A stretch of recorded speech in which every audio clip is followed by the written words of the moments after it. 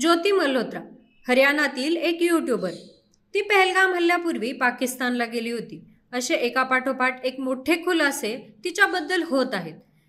तिने भारतीय लष्कराची गुप्त माहिती पाकिस्तानला पुरवण्याचा आरोप तिच्यावर करण्यात आला आहे. कारण ज्योती मल्होत्रा ज्या प्रकारे लक्झरी आयुष्य जगत होती ते उघड झाल्यानंतर हा प्रश्न अनेकांच्या मनात आहे.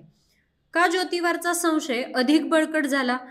तर 5 मुद्दे समोर आले आहेत, ज्यामुळे ज्योती मल्होत्रावरील संशय अधिक बळकट झाला आहे. बघूया सविस्तर माहिती.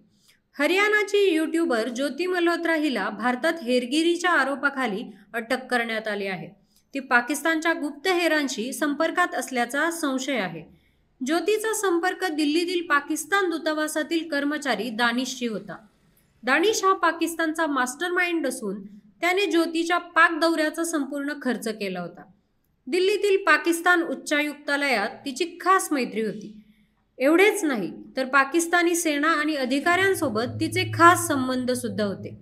ज्योतीने पाकिस्तान नंतर चीनमध्येही भेट दिली आणि तिथे तिला VIP ट्रीटमेंट आणि पोलीस सुरक्षा देखील मिळाली.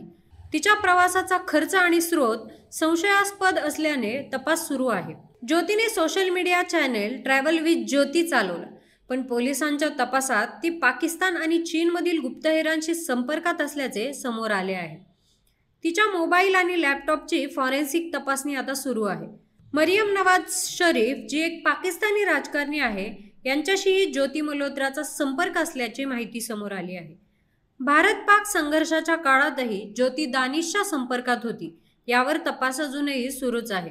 यामध्ये अनेक मोठे खुलासे होण्याची शक्यता आहे. Bureau report, news dots.